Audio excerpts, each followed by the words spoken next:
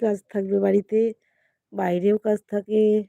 এই যে আমি যেমন বাড়িতে থাকি আবার দোকানে যাই, হয় না। ছেলেকে নিয়ে স্কুলে যাই, টিউশনে নিয়ে যাই। রাস্তায় যখন থাকি তখন তো কমেন্ট করা যায় না। তবুও মাঝে, মাঝে করতে হয়। অনেক যখন দেরি হয়ে যায়, দেখছি অনেকক্ষণ থেকে করছি না, ২-১ টা কমেন্ট করে দিই। আমি সবার লাইভে যাই, কিন্তু তোমার লাইভে একদমই কম কমেন্ট করি। আমি জানি দিদিভাই কিছু বললে না।